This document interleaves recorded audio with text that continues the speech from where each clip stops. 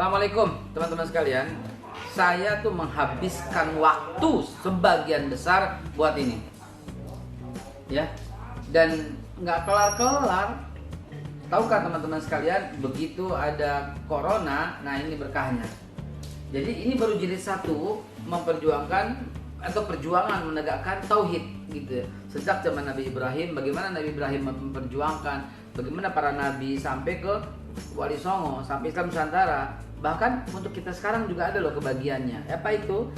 Pahala dalam aksi tolak RUU HIP. Kenapa saya katakan ada pahala? Karena niat kita baik buat Indonesia, niat kita baik buat ketuhanan yang Maha Esa, nggak boleh digeser-geser. Dan itu sama dengan perjuangan tauhid.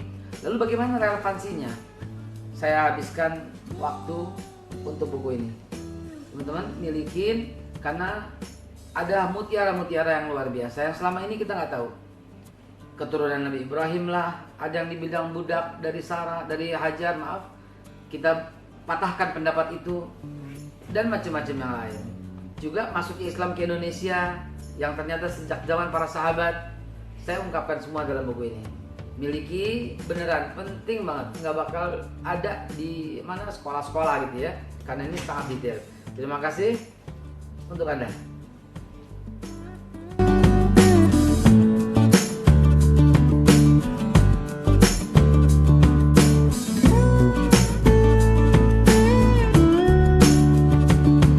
A'udzu billahi minasyaitonir rajim.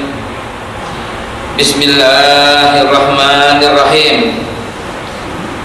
Assalamualaikum warahmatullahi wabarakatuh.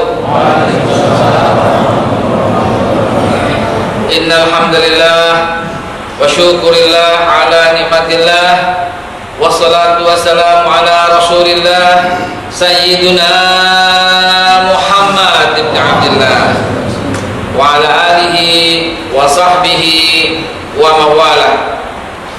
Amma ba'du, fa ya ibadallah usikum wa nafsi bitaqwallah faqad fazal muttaqun faqad fazal man ittaqa wa khaba man tagha.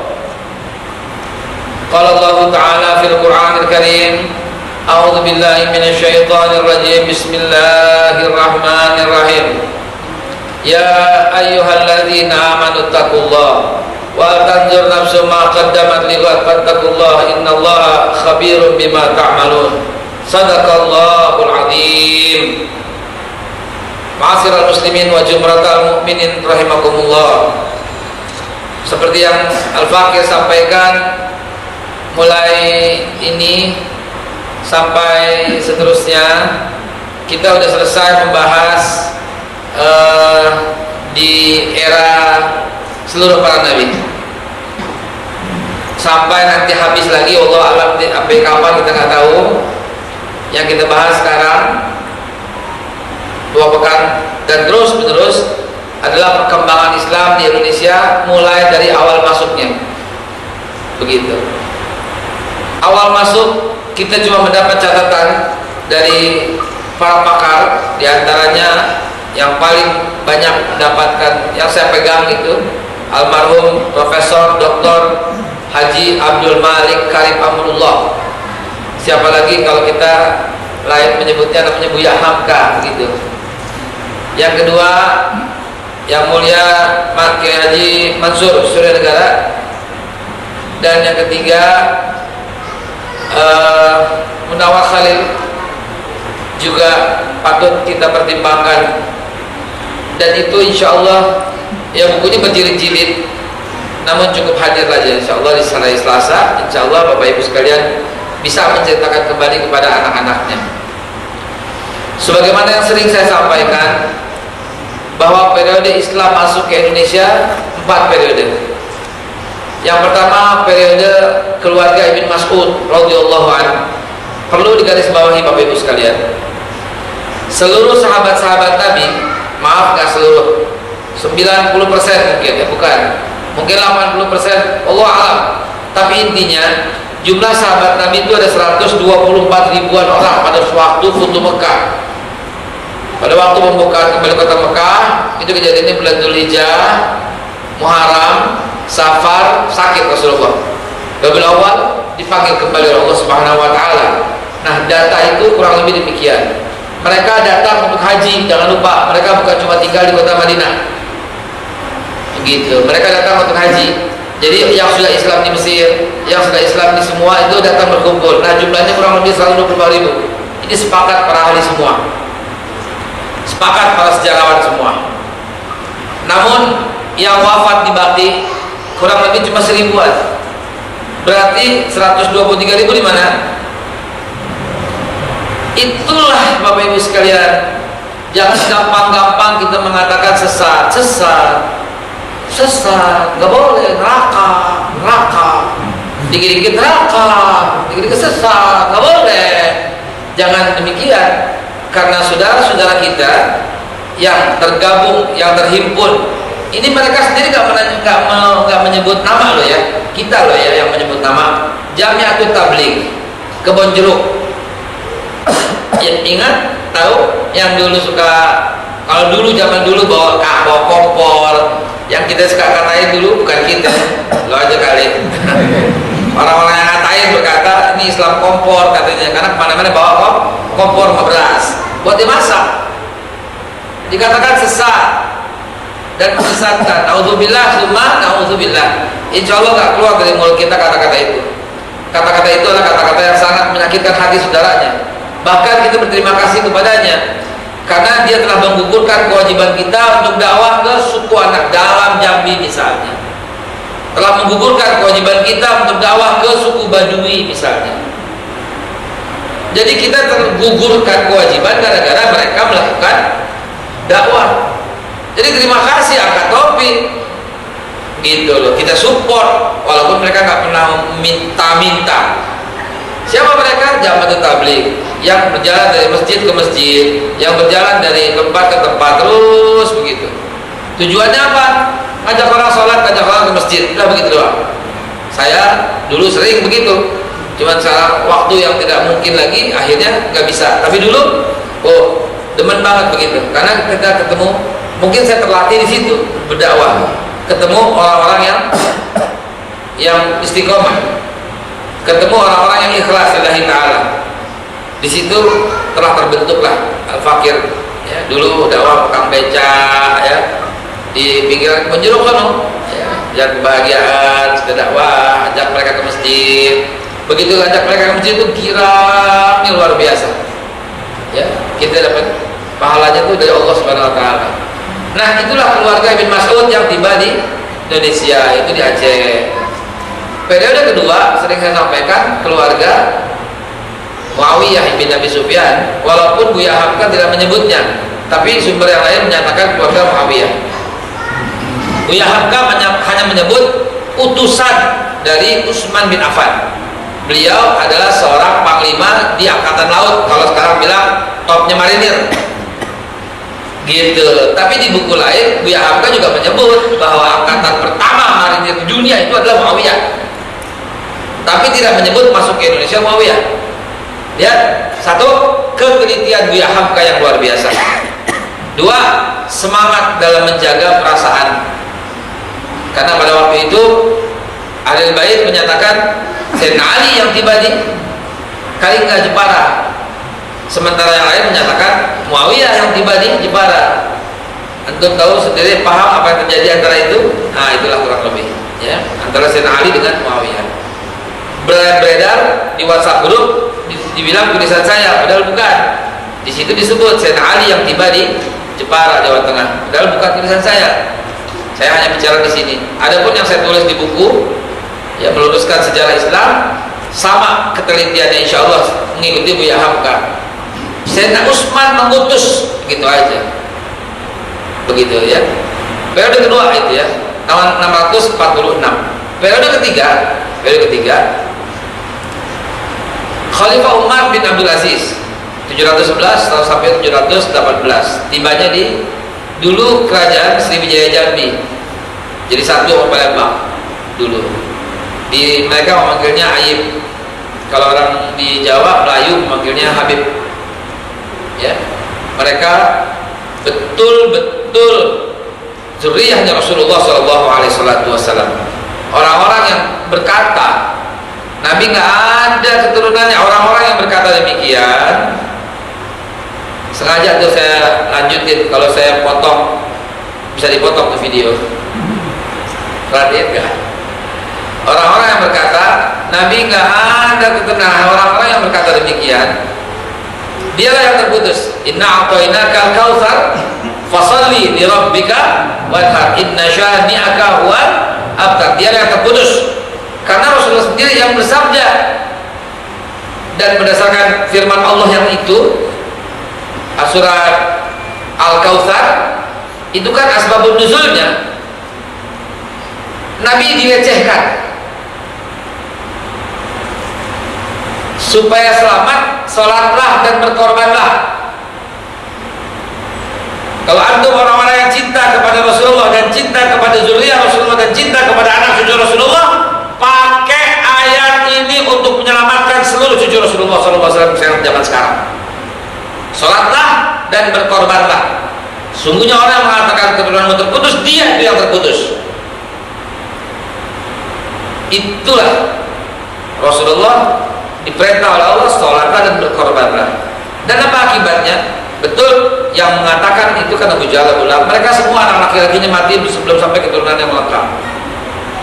Dan tahukah Anda Bapak Ibu sekalian tentang Imam Mahdi yang ditunggu oleh Ahlus Sunnah wal Jamaah, oleh NU, oleh Muhammadiyah, oleh Persis, oleh Fatlaul Anwar, Jamiatul Khair, Al-Irsyad, dan semuanya para Ahlus Jamaah, mereka kan menanti sama kan, pasti akan terjadi di akhir zaman, bukan sekarang, di akhir zaman, seorang yang diikuti oleh semua manusia dan diikutinya dengan ikhlas, nggak ada paksaan, dengan rela, dengan takjub, dengan takzim, nggak ada satupun yang membantahnya.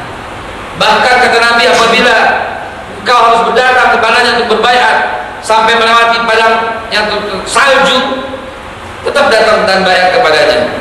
Siapa kata Rasulullah? Dia dari keturunanku. Hadis Sahih Bukhari wa Muslim. Masa nggak percaya juga? Ada loh orang Islam yang berkata itu bukan, nggak ada keturunan Nabi, nggak ada yang mengatakan demikian. Lantas apa statusnya orang ini? Karena dia nggak beriman lagi dengan hadis Nabi. Dia berasal dari keturunanku, kata Nabi. Namanya seperti namaku, ayahnya seperti nama ayahku. Dia berasal dari keturunanku. Jadi jelas memang keturunan Nabi, keturunan Rasulullah ada terus sampai akhir zaman, bahkan sampai zaman ini habis tetap Allah jaga, Allah pelihara itu. Hadisnya sahih tadi. Jadi jangan lagi ada perasaan nggak ada, nggak ada. Tapi kan dari pihak perempuan, bapak, ibu sekalian, buka hadis yang jelas. Kita di hari kiamat dipanggil nama ibu, bukan nama bapak. Rasulullah sampaikan dengan jelas, sungguhnya kalian akan dipanggil dengan nama-nama ibu, bukan nama ayah. Karena ada yang ayahnya tidak ada, Nabi Isa alaihissalam. Dan zaman sekarang lebih banyak lagi yang bapaknya nggak jelas siapa. Paham lah maksudnya dong, ya kan? Ya wanita-wanita yang ditiduri oleh siapa saja dan dia nggak punya biaya untuk ngetes DNA-nya siapa, dan dia bingung siapa nih yang jadi nih, gitu kan? Nggak jelas juga kan? Makanya dalam Islam jelas semuanya. Kalian akan dipanggil dengan nama ibu. Nggak mungkin orang nggak punya ibu, betul? Kecuali Siti Hawa, kecuali Nabi Adam yang pertama. Semuanya ada. Bahkan Nabi Isa dipanggil Isa bin Maryam. Makanya kalau apply kartu kredit, nama asli ibu kandung. Jawab jangan banting teleponnya. Pinjaman juga begitu, nama asli ibu kandung. Jangan pinjol. Hadirin diberkahi Allah Subhanahu wa taala. Kenapa saya ngomong itu ya? Gimana ya? Sebelum itu Muawiyah. Umar bin Abdul Aziz. Nah, Itulah 3 periode keluarga Ibn Mas'ud yang di Aceh. Lalu kemudian itu 635 sampai 635. Kemudian, dan yang saya mau singgung sedikit, semua sahabat Nabi yang top-top, yang senior-senior selain yang berkecimpung dalam dunia Khulafaur Rasyidin dan para pengikutnya itu keluar. Bilal ke Damaskus, Muaz bin Jabal ke Yaman, Abu Ayyub Al-Ansari ke Palestina, gitu ya. Abdullah ibn Rawahah ke Jordan. Terus siapa lagi yang senior? Sa'ad bin Abi Waqqas ke Cina, Guangzhou. Abu Kasbah ke Tiongkok, Filipina, dan semua sahabat-sahabat Rasulullah. Dan kemudian bermunculan itu semua akhirnya seluruh dunia. Ya, saya belum sempat ke Amerika untuk mencari tahu, hanya baca dari buku. Suku asli Amerika, Indian Cherokee Merah adalah seorang Muslim, dan semua wanita-wanita Indian suku asli Amerika yang disebut Indian berjilbab. Cuma ketemu di buku, ketemu di literatur, belum sampai ke sana. Pengen tahu lebih jelas siapa namanya. Negeri-negeri lain alhamdulillah al-fakir kunjungi. Bapak Ibu sekalian cukup miliki bukunya aja, nggak usah repot-repot berangkat. Hadirin bukan Allah Subhanahu Wa Taala. Inilah 3 periode. Namun sayang catatannya sedikit, cuma segitu. Yang jelas periode keempat, Wali Songo, itu yang jelas. Kenapa? Karena sudah ada VOC. Dia yang mencatat dengan baik semuanya. Namun perlu kita teliti, ada catatannya yang baik, ada catatan yang buruk. Dan hari ini insya Allah seterusnya kita bongkar. Kebetulan saya memiliki beberapa surat diplomatik, ya. Surat apa? Surat kerajaan kepada VOC, minta tengahi karena ribut melulu. Hadirin berkah Allah Subhanahu Wa Taala, mari kita perhatikan. Bismillahirrahmanirrahim. Alhamdulillahirabbil alamin. Allahumma shalli ala sayyidina Muhammad wa ala sayyidina Muhammad.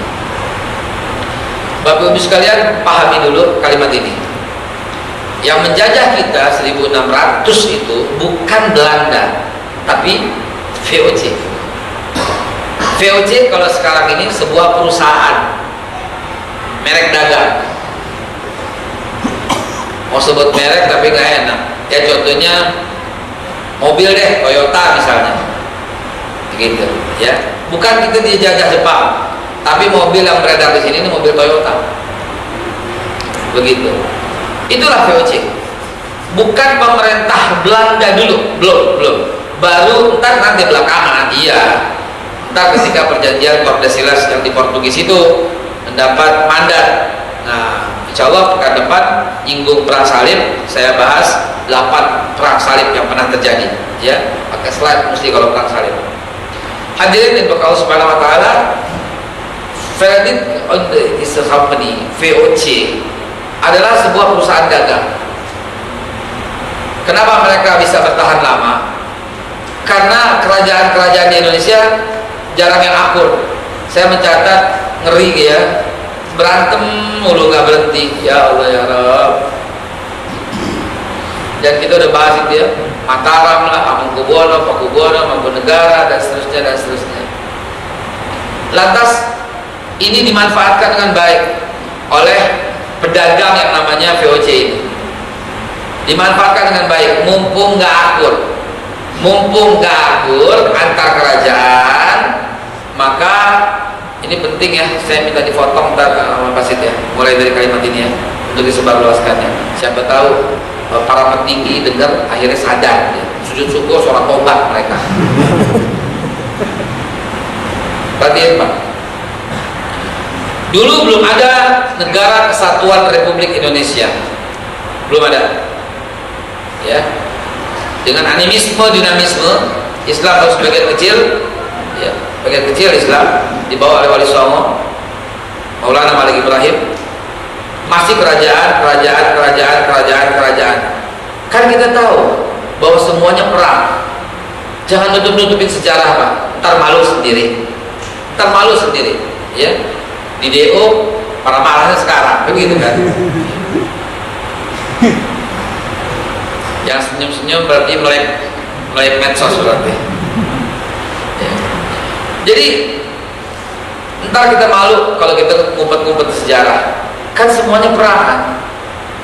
Bahkan dia sama dia perangan, berebut kerajaan kan.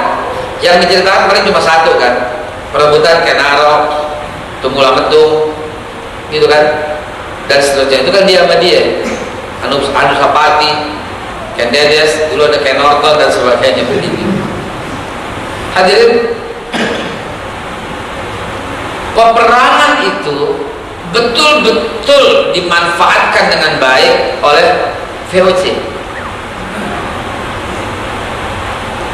Karena kalau mereka akur, mereka akhirnya sulit buat VOC.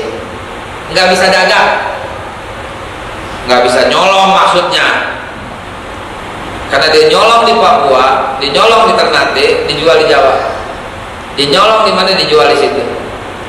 Dan seterusnya. Dan kita kaya raya pada waktu itu. Emas itu luar biasa, sampai sekarang aja masih ada emas-emasan bukti-bukti itu. Yang sebagian pun diboyong rame-rame oleh Belanda ke VOC-nya. VOC ini korupnya luar biasa, makanya hancur. Ntar hancur baru pemerintah Belanda dengan perjanjian Linggarjati dan seterusnya. Hadirin, ini berkat Allah. Ini kita ngaji, tapi ngebahas sejarah. Sebentar, maknanya, dalilnya, Qurannya, hadisnya di bagian akhir. Sebentar.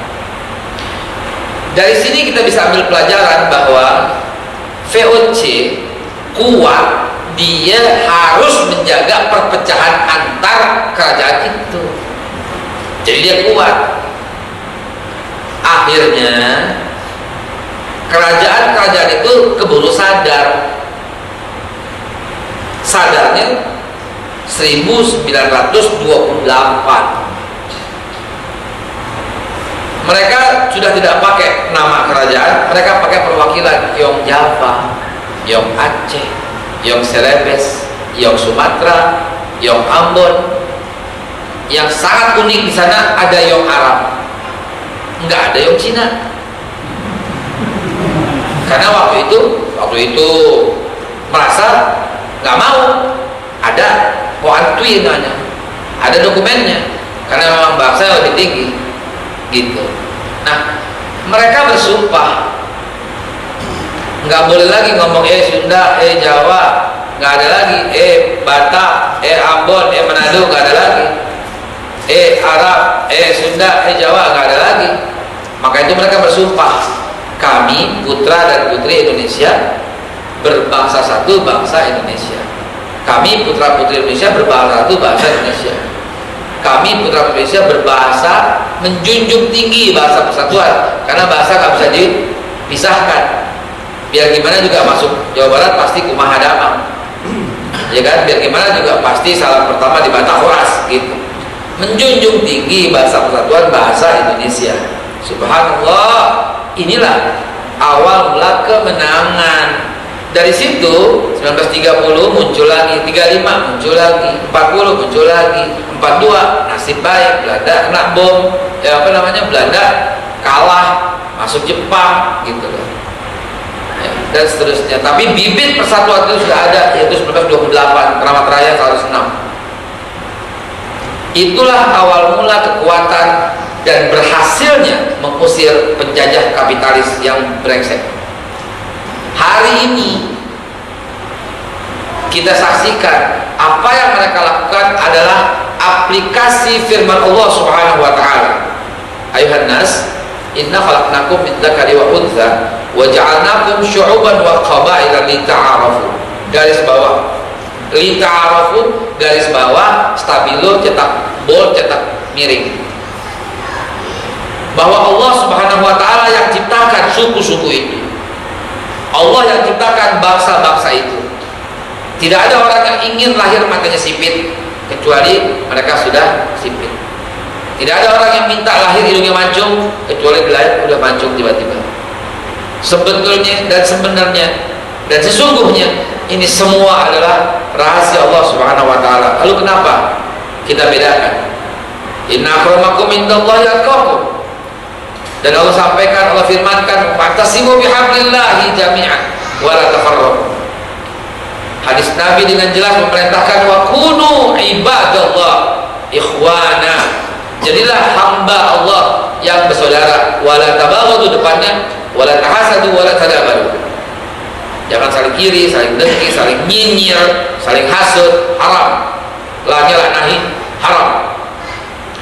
Lihatkah Bapak Ibu sekalian, sejarah mengajarkan kepada kita kemampuan kita hebat dan Allah lemahkan dari pihak musuh ketika bersatuan. Hari ini Mbok ya sadar kita dipaksa berpisah dengan orang-orang antek-antek kapitalis, antek-antek penjajah yang selalu mengatakan lu cebong, lu kampret, lu kodrol, lu kadrul. Mereka ini penjajah. Mereka dapat duit. Dengan mengatakan itu dapat duit, saudara. Mereka sedang menjajah kita sehingga kita lemah. Kok ada organisasi yel-yelnya itu siapa musuh kita disebut musuhnya saudara sendiri. Kok ada gitu? Ya, inilah kelemahan kita. Sekaligus bukalah kesadaran, saudaraku. Bukalah kesadaran. Kenapa masih dilihat? Kenapa masih di follow? Kenapa masih di show? Kenapa masih di share? Para penjajah-penjajah. Mereka tuh menjajah, Pak. Kita nggak bisa punya apa-apa sekarang, diboyong sama penjajah kapitalis yang namanya VOC zaman kini. Mereka dari perusahaan-perusahaan Cina, Amerika, Kanada yang mengeruk hasil tanah Indonesia dan dibawa ke sana. Ada yang usaha di sini, taruh duitnya di luar. Ini kan kurang